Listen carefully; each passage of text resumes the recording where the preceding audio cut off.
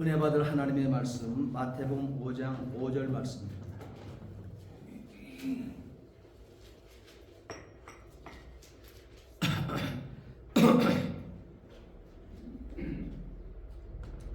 함께 말씀 봉독합니다. 온유한 자는 복이 있나니 그들이 땅을 기업으로 받을 것이며. 함께 다시 봅니다. 온유한 자는 복이 있나니 그들이 땅을 기업으로 받을 것이며. 아멘. 기도하시겠습니다. 전능하신 아버지 하나님, 우리에게 천국을 보장하시며 천국을 아버지 하나님 모든 자가 오늘 아버지 하나님 이렇게 온유한 자로 하나님이 세우셔서 정말 아버지 하나님 땅을 기업으로 얻게 되어지는 이 복을 약속하셨습니다. 하나님 아버지 이 복을 받아 누릴 수 있는 영육간에 귀한 아버지 부자 되는 신령들 되게 주시옵소서. 오늘도 생명의 말씀 붙들어 주옵시고 또 아버지 하나님 병석에 있으면서도 하나님 이 시간을 기억하며 사모하게 하시며 말씀을 듣다가 치유의 은혜를 덧입게 해 주옵소서. 오늘도 부족한 종에게 귀한 말씀을 들려주셨습니다. 이 시간 온전한 도구요 통로요 매개체로 사용해 주시옵소서. 감사하며 예수 그리스도를 받들어 기도하옵나이다. 아멘. 우리는 계속 팔복의 귀한 말씀을 은혜를 나누고 있습니다. 이 팔복은 예수 그리스도의 신부된 자의 신부 단장이 되어진다 그랬습니다. 그래서 팔복 하나하나가 각자 떨어져 있는 그런 메시지가 아니라 팔복 전체가 하나의 목걸이를 형성하는 것처럼 거기에 8가지 복을 다 이렇게 한 줄에 끼워서 신부 단장 되어지는 메시지가 팔복의 말씀이라고 했습니다. 그렇기 때문에 우리는 심령이 가난한 자, 첫 번째 복이죠. 심령이 가난한 자가 되어지게 되면 천국이 우리 것이라고 얘기하고 있습니다. 심령이 가난한 자가 되어야 천국이 여러분의 것이 되어지는 거예요. 아멘. 그리고 천국이 여러분 것이 되어야 바로 애통하는 자가 가능하다는 것입니다. 애통이 가능하다는 거예요. 그래서 애통하는 자가 되어야 위로를 받게 되어지는 것입니다. 그것은 천국의 위로도 되어질 수 있고 성도로서 이 땅에 하나님께서 저와 여러분들을 위해서 몸을 주시며 또한 우리의 모든 것들을 우리의 이 땅에 살아가는 일두수일투의 모든 육신의 삶까지도 예수 그리스도께서 살아낸 바 되어주시는 이 위로를 입게 되어진다는 것입니다. 이렇게 위로를 또한 얻은 자가 되어야 오늘 은혜 받고자 하는 온유한 자에게 주어지는 복이 가능하다는 사실을 것입니다. 그렇기 때문에 저와 여러분들은 심령이 가난한 것부터 애통에 또한 그 다음에 오늘 은혜를 나눌 온유한 자, 이 복을 계속 8가지 복의 은혜를 나누는 그 동안에 저와 여러분들을 체크업을 잘 하셔야 된다는 사실이에요. 하나라도 우리 신부 단장하는 이 8가지 복이 한 목걸이에서 빠져나가면 안 되는 거예요. 그렇기 때문에 오늘 이 시간에는 온유한 자는 복이 있나니, 그런데요 지금까지 심령이 가난한 자, 애통한 자, 또한 오늘에 이르는 온유한 자에게 주어지는 이 복 역시 만만치 않습니다. 역시 세상이 생각하는 것과는 완전히 반대되는 개념으로 모든 것을 스스로 버린 자가 창조주 하나님의 전부를 얻는다는 역설이 적용되고 있는 말씀이 되어집니다. 사실 이 세상의 정복이나 또한 세상의 소유는, 세상의 것들을 소유하고자 하는 것은 힘이 필요합니다. 세력이 필요합니다. 능력이나 자산 등등 공격성이라고 하는 관점에서 생각하게 됩니다. 하지만 우리 예수님께서는 오늘 본문의 말씀을 보게 되면 그렇게 세상을 정복하고 세상의 소유를 얻는 것처럼 그렇게 얻는 것이 오늘 우리에게 주어진 땅의 기업이 아니라고 얘기하고 있습니다. 오늘 예수님께서는 온유한 자 복이 있다 말씀하시면서 이 온유한 자에게 땅을 기업으로 물려받을 것이라고 말씀하셨다고 하는 사실인 것입니다. 힘이 아닙니다. 세력이 아닙니다. 세상적 능력이나 자산의 그 풍요가 아닙니다. 그것이 땅을 기업으로 얻게 되어지는 물려받는 이 도구가 되어줄 수 없다는 거예요. 온유해야 된다고 얘기하고 있습니다. 그러면 이 온유의 가치가 무엇인가 하는 것이지요. 그렇기 때문에 우리가 온유한 자는 복이 있나니 그들이 땅을 기업으로 물려받을 것이다 하는 이것 여러분 궁금하면서도 여러분 이것을 다 얻고 싶은 마음 여러분들에게 다 생겨날 것입니다. 왜 그러냐? 이 같은 사람과 일을 세상은 이해할 수 없기 때문에 그렇습니다. 어떻게 온유한 자가 땅을 기업으로 얻는다는 것입니까? 한 평의 땅이라도 세력이나 힘이 있고 자산의 능력이 있어야 한 평의 땅이라도 더 늘려가는 거 아닙니까? 근데 예수님께서는 그렇게 말씀하고 있질 않아요. 온유한 자가 땅의 기업을 얻게 되어줄 것이다 이렇게 말씀하고 있습니다. 그러니 사람과 일을 세상은 이와 같은 사람과 이와 같은 일을 세상은 이해할 수가 없는 것이지요. 여러분 구약에 유명한 하나님께서 쓰셨던 그 사사가 있죠. 기드온. 이 기드온을 쓰신 하나님의 이 승리의 역사만 보아도 알 수 있듯이 거대한 이방의 연합군대, 다시 말하면 31개국입니다. 31개국의 이 이방인 연합군대와 전쟁을 하는데 하나님은 선민 이스라엘 유일한 이 하나밖에 없습니다. 이 이스라엘 이들의 군대를 전부 다 합혀도 다 애굽에서 나올 때 전쟁을 할 만한 20대 이상의 이 장정만 해도 한 60만이 잘 안 돼요. 한 60만 정도 되잖아요. 근데 그 정도의 이 군대가 다 들어붙어도 이방인의 연합군대 31개국과 전쟁이 붙었는데 여러분 그 전쟁도 쉽지 않을 전쟁이 되어지는 것입니다.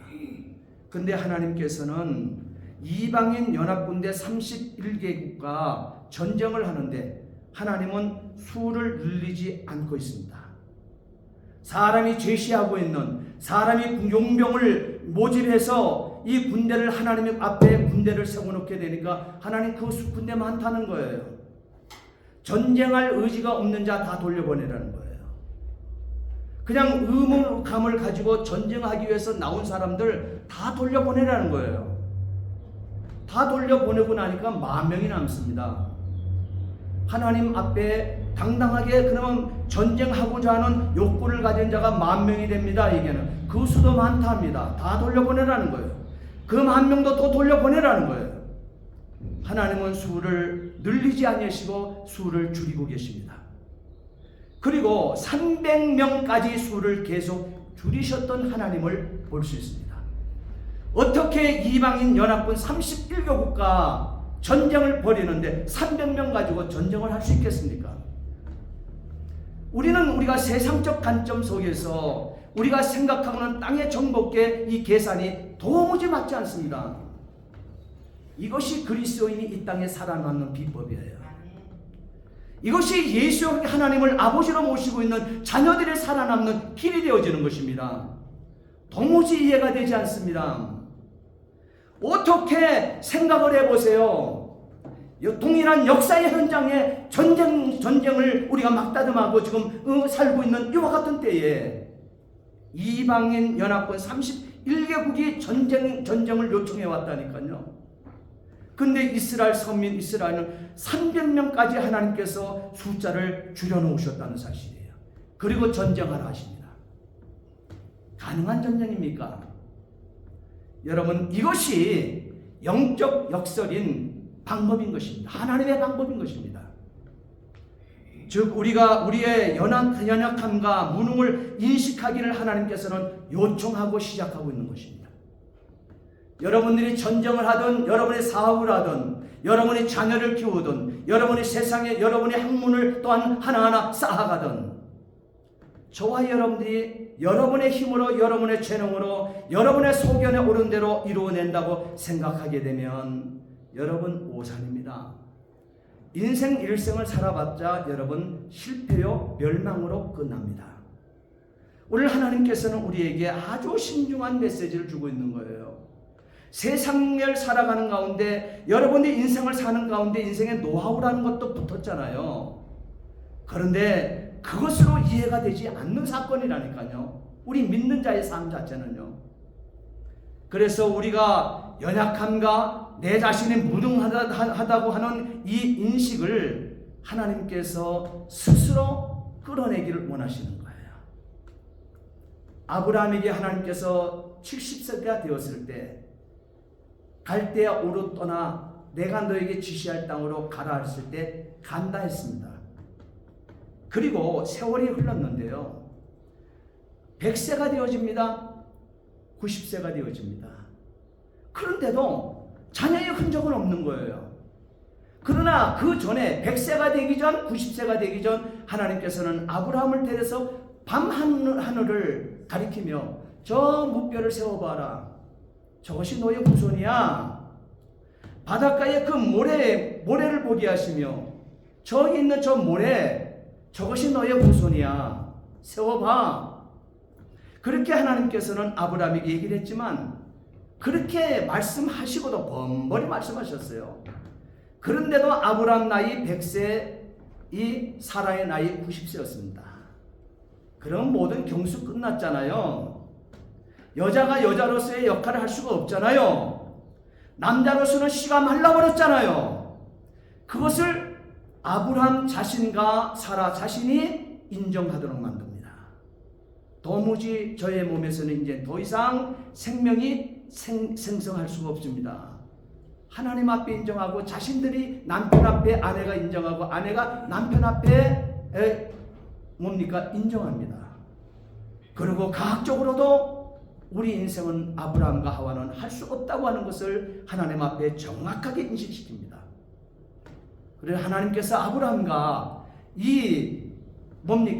사라를 불러놓고 너희 인생 할 수 없지.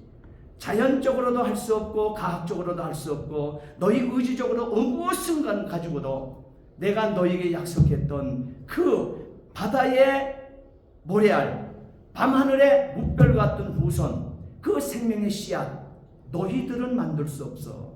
분명히 손을 들어서 너희는 연약함을 인정했고 무능함을 정확하게 인정했어. 지금은 내가 할 거야. 그 일은 내가 하는 거야. 인간의 상식을 초월하는 거야. 과학을 초월하는 거야. 천진만물도 없는 곳에서 무에서 유를 창조한 자가 너희 앞에 서 있는 나 하나님은 스스로 있는 자야. 이렇게 얘기합니다. 그리고 하나님께서는 약속하신 대로 아브라함의 나이 100세, 사라의 나이 90세에 하나님께서 약속한 이삭을, 약속한 의의 씨앗을 주신 줄 믿으시기 바랍니다. 그의 후손이 오늘 저와 여러분들의 묵별이에요. 저와 여러분들이 그 후손들이 모래알 같은 저와 여러분들인 것을, 아브라함 후손인 것을 여러분 믿으시기 바랍니다. 얼마나 놀라운 일인지 몰라요. 하나님께서는 이렇게 우리의 연약함과 우리의 무능함을 인식하기 시작함으로부터 하나님께서는 역사하기 시작한다는 사실이에요. 또한 우리가 가진 것이 하나도 없다고 느끼게 하심으로부터 하나님께서는 일을 하신다는 사실입니다. 그러므로 우리는 심령이 가난하게 됩니다. 심령이 가난하게 되어질 때 하나님께 우리가 생각지 못하는 하나님 나라는 천국은 우리 것이 되어진다고 말씀하신 것입니다. 이때부터 갈라디아 2장 20절의 말씀처럼 이제는 내가 산 것이 아니요, 이제는 내가 산 것이 아니요, 살아낼 수 있는 방법이 없다는 거예요. 그 고백이 여기서 터져나오는 거예요. 이제는 내가 산 것이 아니요, 오직 내 안에 그리스도께서 사신 것이라. 이 삶을 사시게 되는 것입니다. 그러므로 온유한 자의 복을 받아 땅을 하나님께로부터 물려받을 것입니다.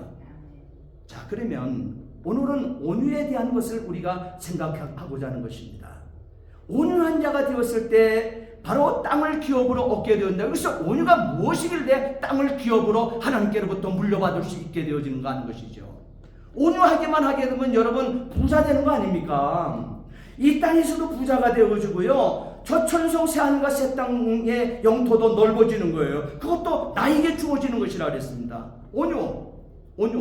이 온유라고 하는 말은요, 이 헬라어의 그 뜻을 보게 되면 하나님께 대하여 온유하게 되어지는 이 마음과 또한 나와 그 다음에 내 형제와 내 이웃에 대하여 온유한 이 방법, 이 두 가지를 우리에게 말씀하고 있습니다. 온유라고 하는 것이 단어를 보게 되면 이 헬라어의 뜻이 하나님께 대하여 온유함을 먼저 하나님께서 말씀하고 있습니다. 그 하나님께 대하여 온유함이 무엇이냐?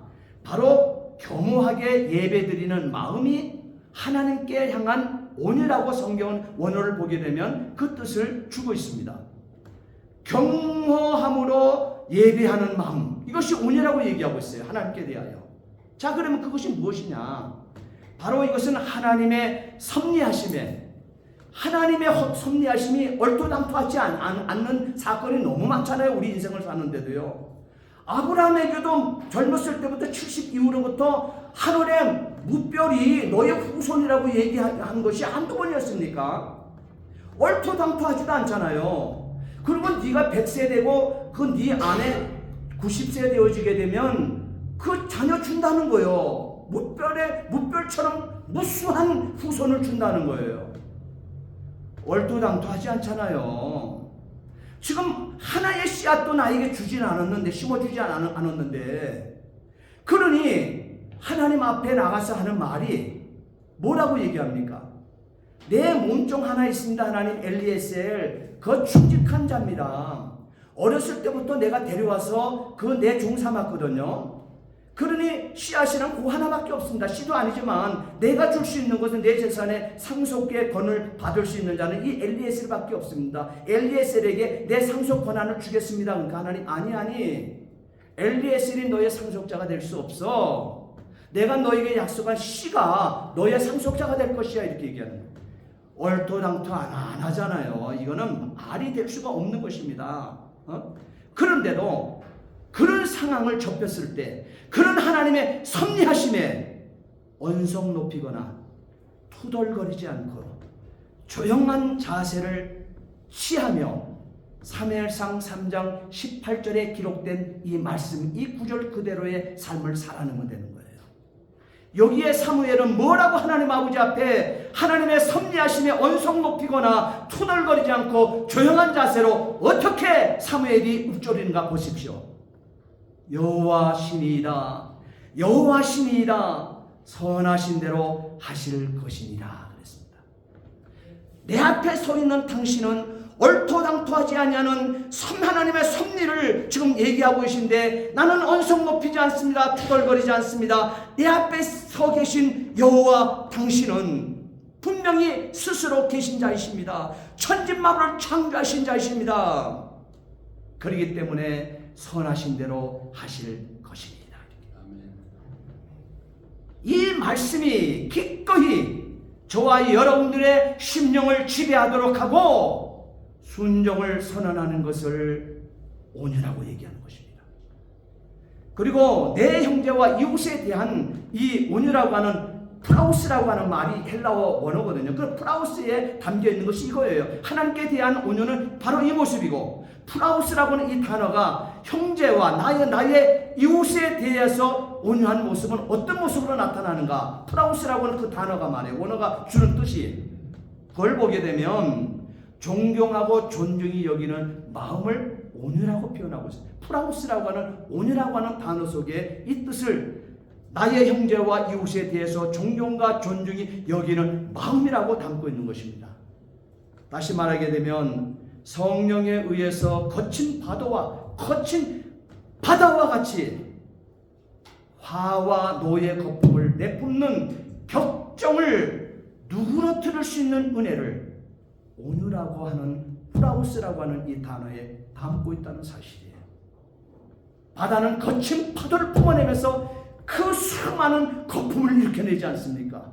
그것을 성경은 화라고 그랬습니다. 인간이 화를 내는 모습을 그리고 있고, 인간이 노를 발산하는 그 모습을 파도에 거품을 품어내는 그 모습으로 담고 있는 것입니다. 그와 같은 마음, 잠재우는 것이라는 거예요. 그 격정을 누그러뜨릴 수 있는 은혜 입은 자를 온유한 자, 프라우스다, 이렇게 얘기하고 있습니다. 쉽게 속내지 아니하는 것을 말하고 있습니다. 시편 38편 11절로 14절 말씀처럼 화를 내는 것에 재갈을 먹이는 것을 뜻합니다. 화를 내는 입에 재갈을 씌우는 것과 같다는 거예요. 재갈을 불리는 것과 같다는 거예요. 이렇게 온유는 입에 재갈을 물리고 혀를 좋은 습관으로 돌아올 때까지, 혀를 우리가 사용하고 있는 이 혀를 좋은 습관으로 또한 돌아갈 때까지 묶어놓는 것을 온유라고 얘기하는 것입니다.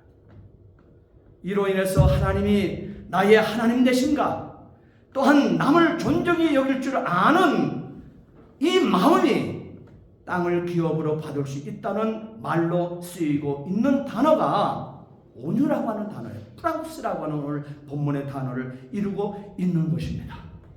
그래서 성경에서 처음으로 온유라고 하는 단어를 사용한 이 본문이 민수기 12장 3절 말씀입니다.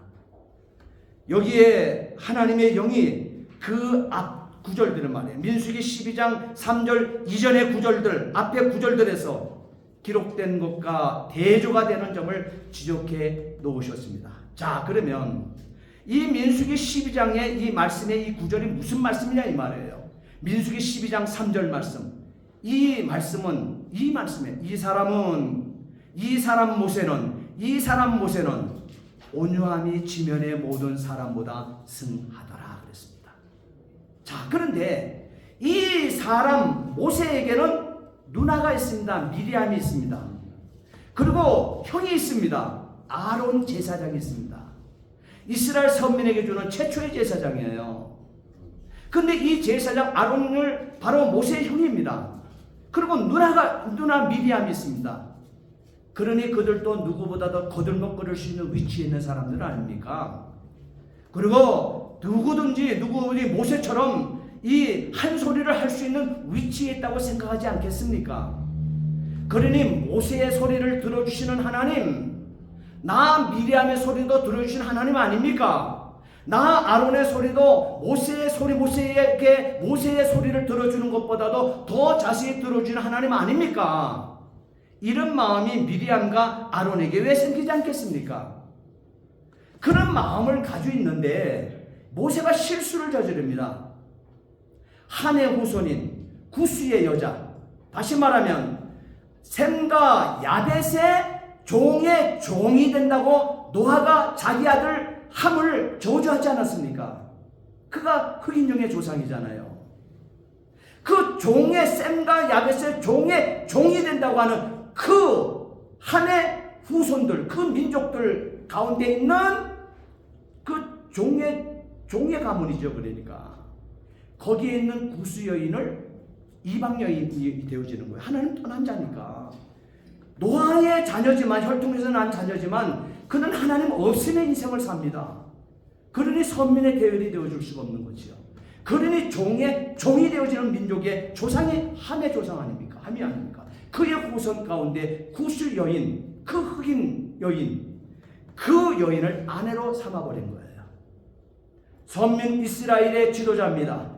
하나님이 세운 영적 지도자입니다. 그러면 선민 이스라엘 가운데서 바로 아내를 선정해야 되는 것입니다. 그럼에도 불구하고 바로 이 모세는 바로 구스 여인을 자기 아내로 데려오는 실수를 범해버린 거예요. 그러니 그러지 않아도 좀 틈을 좀 찾으려고 했는데, 모세에게 좀 꼬투리를 잡아보려고 했는데, 모세는 제대로 미리암과 그 자신의 형 아론에게 꼬투리가 잡혀버린 거예요. 그러니 미리암과 아론이 모세를 비방하는 것을 바로 민수기 12장 1절 말씀부터 읽게 되어지는 것입니다. 여호와께서 모세만 말씀하셨느냐, 모세와만 말씀하셨느냐, 이 미리암과 아론이 그렇게 얘기하는 거예요. 백성들 앞에서 말이에요. 그리고 우리와도 말씀하시지 아니하신 하나님이냐, 이렇게 얘기합니다.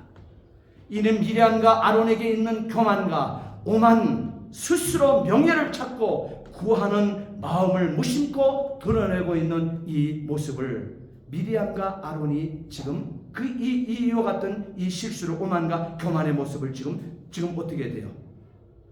거친 파도를 내뿜는 것처럼 품어버렸어요. 반면에 이 광경을 보았던 모세는 2대1 아닙니까? 공격을 지금 두 사람이 나를 한 사람 모세를 공격하는 거예요. 지금 이 상황에 이 도달한 이 모세는요, 어떤 사람이라고 그랬습니까? 화내지 않습니다. 바다의 거친 파도가 화와 분노를 일으키는 거품을 일으키는 것처럼 분노하지 않습니다. 이 광경 속에 있는 그 모습을 하나님께서는 모세를 이렇게 선포해 줍니다. 이 사람 모세는 온유함이 지면의 모든 사람보다 승하다라 그랬습니다. 하나님 인정하시면 되는 거 아닙니까? 모세는 겸손하고 스스로를 낮추고 자기를 부인하는 사람임을 하나님 친히 인정하시기를, 신약에서는 이 민수기 12장 이 말씀을 신약에서 해석해 주는 거예요. 모세가 어떤 사람인 걸. 그래서 히브리서 11장 24절로 26절 말씀해 보게 되면, 믿음으로 모세는 장성하여 바로의 궁주의 아들이라 칭함을 거절하고 애굽의 왕이 될 수 있는 그 찰나를 가진 사람이에요. 애굽의 왕위 교육을 40년 받은 사람이에요. 이집트의 왕 교육을 40년 받았어요. 바로의 공주로서 말이에요. 왜? 그 바로의 공주의 아버지에게는 아들이 없습니다. 왕의 계승자가 없는 거예요. 유일하게 딸 하나밖에 없는 거예요. 그러니 그 딸을, 모세를 그 나일강에서 자기 아들로 바로의 딸이 취했지 않습니까? 없기 때문에 유일하게 앞으로 가만히 있게 되는 40년, 그래서 왕의 교육을 받게끔 한 것입니다. 애굽에서. 그러면은 에집트의 바로 왕은 가만히 있게 되어지게 되면 모세가 될 수밖에 없는 것이지요. 그런데 바로의 궁주의 아들이라 칭함을 스스로 모세는 거절하고 도리어 하나님의 백성과 함께 고난받기를 잠시 제약의 낙을 누리는 것보다 더 좋아하고 그리스도를 위하여 받는 능력을 애굽의 모든 보화보다 더 큰 재물로 여겼으니 이는 상 주시는 자를 바라봄이라 했습니다. 여러분, 애굽이 그 당시의 역사의 1등 국가입니다. 자, 그러면 그 나라의 왕이 되어도 만만치 않은 재물과 권력을 소유할 수 있는 것입니다. 그런데 이 모세는 그것을 다 내어던져 버렸다. 그것보다도 더 큰 재물을 하나님께서 나에게 주실 것을 믿고 있는 거예요. 더 큰 재물, 그것보다도. 이는 상 주시는 분이 하나님이라는 것. 이것을 고백하고 있는 것입니다. 이것이 바로 히브리서 11장 24절 26절, 민수기 12장에 말하고 있는 3장의 그 온유라고 하는 모세의 온유를 그리고 있는 것입니다. 그렇기 때문에 어떤 자보다, 역사의 어떤 인물들보다도 모세는 온유한 자였다고 얘기하는 거예요. 그렇기 때문에 하나님께서는 모세의 이 온유함을 보시고 상 주시는 하나님께서 약속된 젖과 꿀이를 부르는 가나안 땅을 주신 줄 믿으시기 바랍니다. 그리고 새하늘과 새 땅 천국에 이르기까지 그 소망을 우리에게 담고 있는 그 땅의 기업을 이어가고 있는 그 문을 연 자가 바로 모세라고 하는 사실이에요. 온유하게 되어지니까 저천성 우리가 가야 될 나의 본향까지도 연결해주는 온유함, 땅의 기업을 연결시켜주는 중요한 인물이 되었다는 거예요. 여러분, 이렇게 보세요. 온유가 얼마나 귀한 것입니까? 온유하게 되어지게 되면 이 땅의 애굽의 왕, 애굽의 권력, 애굽의 그 모든 것 다 자기가 왕으로서 가지고 소유할 수 있었지만 그거 포기하고 말이에요. 상 주시는 자가 하나님이라는, 그것보다 더 큰 상을 주시는 분은 하나님이라는 것을 붙들게 되어질 때 하나님을 향한 전폭적인 순종이, 그게 온유 아닙니까? 아까 첫 번째 온유에 대한 프라우스라고 하는 그 단어를 해석해 드렸잖아요. 그렇게 되어질 때 결론적으로 보세요. 아, 온유한 자 복이 있다고 했는데 땅을 기업으로 얻는다, 바로 이 말이구나 하는 말씀을 우리는 만나게 되어지는 것입니다. 그러므로 모세는 세상의 명예와 부와 왕의 어자의 유혹보다는 순례자의 삶을 계획하신 하나님께 순종했습니다. 그래서 40년 그걸 포기하고 뛰쳐나와서 그가 도망쳐 나와서 간 것이 어떻게 유대 강야잖아요. 거기서 이드로라고 하는 제사장의 그 양을 치게 되어졌는데 거기서 양을 치면서 어떻게 돼요? 이드로 제사장을 자기 장인으로 삼잖아요. 이드로의 그 딸을 자기 아내로 취하잖아요. 얻게 되어지잖아요. 그리고 그 강야에서 이드로 밑에서 40년, 또 40년의 세월을 거기서 보내는 거예요. 그래서 80세가 되어지는 거예요. 80세에 무슨 일을 하겠습니까? 40세의 왕이 거기서 자기는 거기서 머물러 있었으면 에집트의 왕이 되어질 텐데 아니요. 그 다 내려놓고 순례자의 삶을 계획하신 하나님 이끄심에 순종하고 하나님 이끄심의 그 여정을 그대로 따라붙는, 여러분 이해가 되지 않지만 이해하고 따라붙는 하나님께 순종하는 여러분 모세의 모습을 보십시오. 이 모세의 온유는 여호와께서 미디안에서 처음으로 모세에게 나타나 주의 백성을 애굽으로부터 이끌어낼 소명을 주시게 되어질 때, 출애굽기 3장 11절 말씀에 내가 누구간데 바로에게 가며 이스라엘 자손을 애굽에서 인도하여 내리니까 나 부족하다는 거예요. 이 말씀에 얼마나 놀라운 겸손이 숨어 있습니까? 사실 모세는 40년 최고 강대국의 그 왕의 교육을 40년 받은 자라니까요. 왜 리더하지 못합니까? 왜 말을 못했겠습니까? 왜 그들을 이끌 만한 권력이 그들을 그 입에서 나오지 않았겠습니까? 풍채 속에서도 이미 숨어져 있는 거죠. 그가 에집트 사람들 앞에, 세상 사람들 앞에 쓰기만 해도 모든 사람들은 그 앞에 압도를, 모세 앞에 압도를 당할 수밖에 없는 당당함과 위풍과 건세를 갖춘 40년 왕의 교육을 받은 자입니다. 그럼에도 불구하고 그 입에서 터쳐나오는 80세가 되었을 때 하나님께서 코링하실 때 너는 네가 나왔던 왕의 교육을 받았던 에집트로 너는 지금 다시 돌아가서 내 민족을 데려 나오라고 얘기합니다. 그렇게 보내지게 되어질 때 이 하나님 앞에 뭐라고 얘기하는 거예요? 내가 누군가인데 바로에게 가며 이스라엘 자손을 애굽에서 인도하여 내리까? 놀라운 겸손을 보이고 있습니다. 참으로 모세에게서 온유를 보게 되는 것입니다. 시편 25편 9절 말씀해 보게 되면 온유한 자를 공의로 지도하시며 온유한 자에게 그 도를 가르치시리로다. 하나님이 이렇게 말씀했습니다. 바로 이 말씀의 뜻은 겸손하여 스스로 낮추는 마음을 가진 자가 바로 하나님께서 지도하시고 가르치시기로 약속하신 사람인 것을 믿으시기 바랍니다. 모세는 이곳에 합격점을 얻게 되어진 거예요. 모세는 이곳에 하나님의 마음과 합한 자의 마음이 되어진 거예요.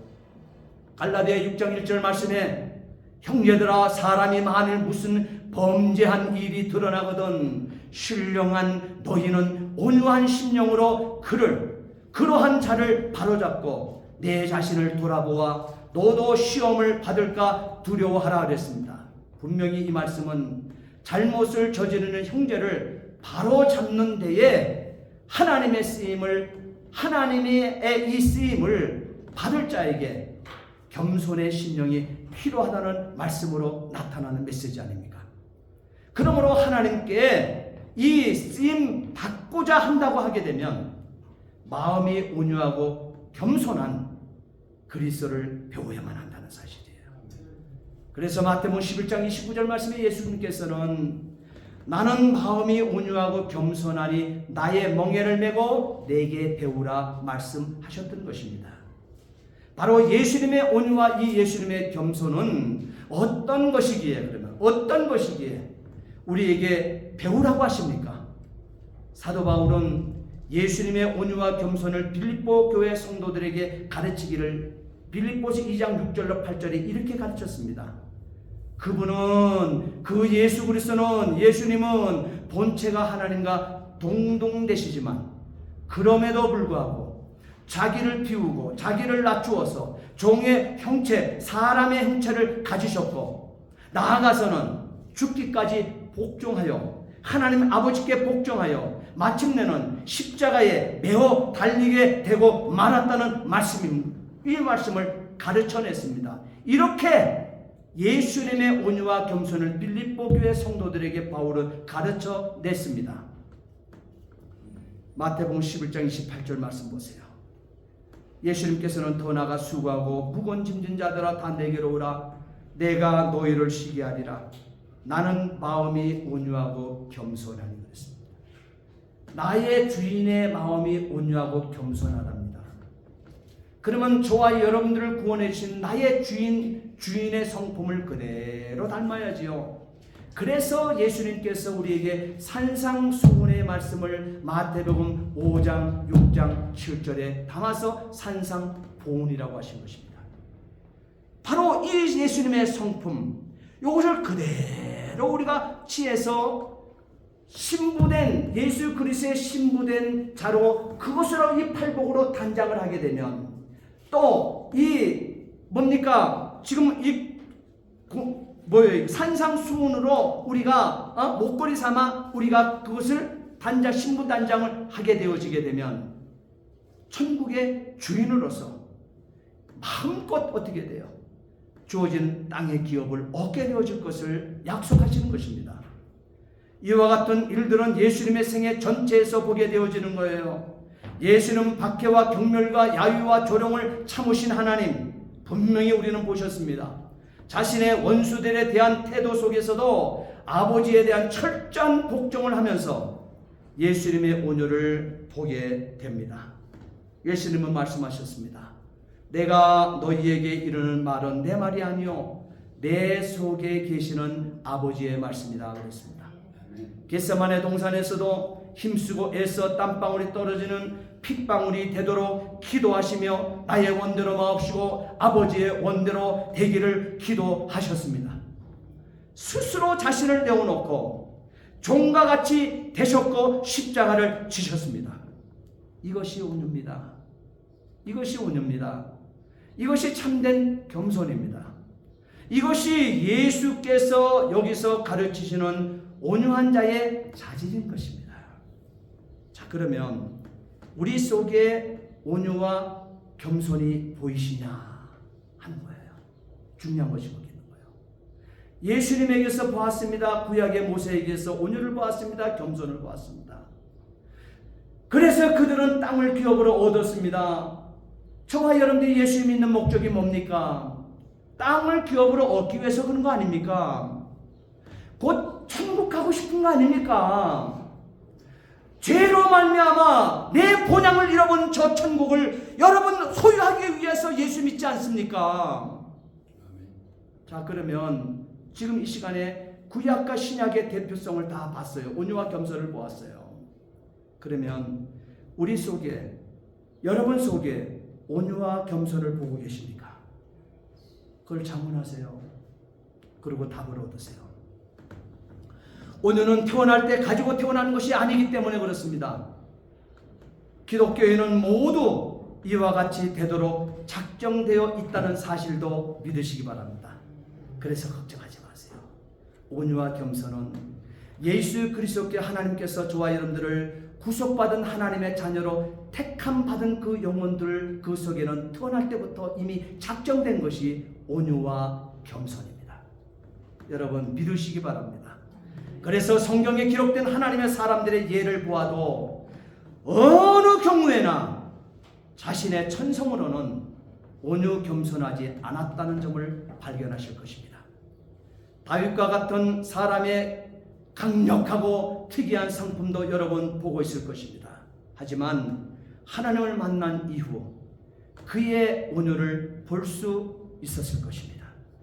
또한 예레미야도 마찬가지로 예레미야에게 있는 비밀 하나를 하나님께서는 공개를 했습니다. 예레미야는 어떤 자냐? 어떻게? 거의 끓는 가마솥 같은 자라 그랬습니다. 그렇게 성격이 불같고 급한 사람이에요. 끓는 가마솥 같은 자가 예레미야라고 그랬습니다. 그렇게 했지만 온유했습니다. 그는 온유했습니다. 하나님께서 그것을 증명해 주고 있습니다. 막강한 지도자, 인격자이며 명석한 인물이었던 사도 바울과 같은 사람도 여러분 보십시오. 그의 철저한 겸손과 온유를 딴 온유는 그렇기 때문에 이 사도 바울을 통해서도 우리가 보는 것은 어떻게 돼요? 타고난 기질이 아니었지 않습니까? 온유는 하나님의 성령이 만드신 것입니다. 그러기에 진리를 굳게 믿습니다. 진리를 위해서 목숨을 버릴 사람이 온유한 사람인 것입니다. 순교자들은 한결같이 온유했다는 점도 여러분 우리는 방관해서는 안 됩니다. 이제 저와 여러분 역시 우리의 모든 것과 여러분 자신, 여러분 권리 또한 장래의 전체를 하나님의 손에 일임할 수 있기를 바랍니다. 어차피 서로는 선택받은 자예요. 왜 하나님의 속을 자꾸만 아프게 합니까? 왜 하나님의 마음을 혼란하게 만들고 하나님의 마음을 아프게 자꾸만 합니까? 철들지 않은 우리의 육신의 자녀들이 부모된 저와 여러분들의 마음을 아프게 하는 것처럼 우리는 이미 하나님께서 우리를 택해 주셔서 온유 겸손한 자로 하나님께서 나를 성도 삼아 주었습니다. 천국 백성 삼아 주었습니다. 그러면 이왕 온유하게 겸손하게 나를 지으신 하나님이라 하게 되면, 그렇게 구속받은 하나님의 사람으로 택함받은 사람이라 하게 되면 하나님 앞에 효하며 신앙생활하면 얼마나 좋겠습니까? 우리의 육신의 자녀들을 키워보잖아요. 그래서 하나님께 먼저 우리의 육신의 자녀를 키워보라는 거예요. 그들이 효하게 될 때 마음이 얼마나 흡족하시던가요? 여러분 마음 기쁘잖아요. 그들이 나에게 선물과 귀한 것을 가져오지 않아도 그들이 효하며 살고 그들이 의좋게, 형제가 의좋게 살아가는 그 모습이 보기에 너무 아름답지 않습니까? 하나님의 마음이 동일한 마음이에요. 그것을 경험케 하신 하나님께서 이제는 우리가 하나님 앞에 효하며 좀 살아보라는 거예요. 왜? 온유하고 겸손하게 저와 여러분들을 택한 백성 삼아주셨기에. 오늘 그것을 오늘 예수님께서 담고 담아서 세 번째 이 복으로 온유한 자의 복을 우리에게 말씀하신 것입니다. 제시하신 것입니다.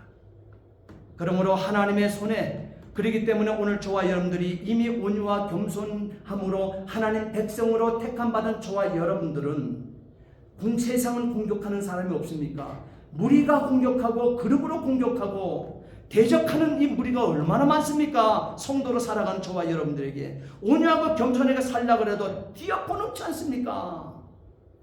그럼에도 불구하고 하나님께서는 바닷가에 파도에, 거친 파도에 내뿜는 어떻게 돼요? 거품 일으키지 말라는 거예요. 하와 분노 죽이라는 거예요. 그래서 내 입이 잠잠할 때까지, 하와 분노가 죽을 때까지, 그래서 내 입술에서 선한 마울이 나올 때까지 참고 기다리는 거, 그것을 온유한 자라고 얘기하고 있습니다. 그러면서 하나님께서 사도 바울의 입을 통해서 약속하는 것이 하나 있습니다. 따라합시다. 원수 갚는 것은 내가 할 일이요, 하나는 당신의 일이랍니다. 하나는 당신의 일이요, 또 하나님께서 보상하겠다고 분명히 말씀하고 있는 것입니다. 노, 분노 절대 우리 것이 아닙니다. 우리는 갚을 필요가 없습니다. 하나님의 손에 우리를 맡기시면 됩니다. 아멘. 주께서 원수를 갚으실 것이기 때문에 그렇습니다. 아멘. 온유한 자는 복이 있나니 그들의 땅을 기업으로 받을 것이었습니다. 우리 예수님께서는, 우리 주님께서는 시편 37편 9절에 이렇게 온유한 자가 그 땅을 기업으로 받을 것이라고 하는 것을 증명해 보여주시기를, 여호와를 기대하는 자들은, 여호와를 소망하는 자들은 땅을 차지하리라 그랬습니다. 시편 37편 11절에 온유한 자는 풍성한 화평으로 즐거워하며 땅을 차지할 것이라 그랬습니다. 시편 37편 22절 말씀에 주의 복을 받은 자들은 땅을 차지하게 될 것이요. 시편 37편 34절 말씀에 여호와를 바라고 여호와의 도를 지키라, 그리하면 너를 들어 땅을 차지하게 하실 것이라 했습니다. 결론적으로 다윗이 말씀을 깨달은 것은, 시편 37편의 말씀을 통해서 다윗이 온유를 깨달은 것은, 말씀을, 진리를 깨달은 것은 온유한 자가 땅을 차지한다고 강조함으로써 악인의 성공은 일시적이며 그들의 멸망이 필수적인 것을 드러내고 있습니다. 따라서 이 시편은 예수님께서 가르치신 세 번째 복에 대한 가장 아름다운 해석이 될 것입니다. 시편 37편 말씀이에요. 그러므로 문자적 의미와 영적 의미를 다 가지고 있는 말씀이 되어집니다. 참으로 온유한 자는 만족을 얻는 사람입니다. 의인의 적은 소유가 많은 악인의 풍요보다도 승하도다고 시편 37편 16절에 분명히 약속하셨습니다. 이렇게 만족은 온유한 심령의 열매 중에 하나인 것입니다. 교만한 자는 아무리 넓은 땅을 소유하고 있다 할지라도 그것을 기업으로 받지 못합니다. 악인이 궁궐에서 누리는 것보다도 겸손한 그리스도인이 오두막에서 누리는 복이 훨씬 더 크다고 하나님 인정하셨습니다. 잠언 15장 16절 말씀에 가산이 적어도 여호와를 경외하는 것이 크게 구하고 번뇌하는 것보다 나옵니다. 아멘. 사랑하는 성도 여러분, 여호와 앞에 잠잠하고 참고 기다리시기를 바랍니다. 시편 37편 7절의 말씀입니다. 말세 성도되는 우리에게 하신 말씀인 것을 여러분 믿으시고 여호와를 소망하세요. 여호와를 바라세요. 여호와께서 주시는 66권 이 하나님의 말씀을 지키며 사세요. 그리고 주의 복을 받는 일에 최선을 경주하세요. 그리고 나는 의롭다 칭함을 받은 자로서 의인된 자로서 소홀한 인생을 살지 마세요. 그 자를 하나님께서는 의로운 자라 말씀하시고 예수님께서는 이 땅에 말세지만을 살아가는 주와인들에게 마지막 정점에 점을 찍으시기를 이와 같은 온유한 자에게 뭐라 그랬어요? 땅을 기업으로 받을 것이요. 땅을 기업으로 받을 것이요. 온유한 자에게 말입니다. 여호와 앞에 잠잠하고 참고 기다리는 자에게 말입니다. 기도하시겠습니다. 전능하신 아버지 하나님, 주의 은혜와 사랑을 진심으로 감사를 드립니다. 사도 바울은 복음으로 세상을 점령하여 그 땅을 하나님의 왕국으로 만들어 올려드렸습니다. 세상에는 땅 한 평 없던 바울이지만 복음의 땅을 넓힘으로 하나님의 왕국을 건설한 상급을 받게 되었습니다. 땅 중에 가장 강활한 땅은 마음이라 했습니다.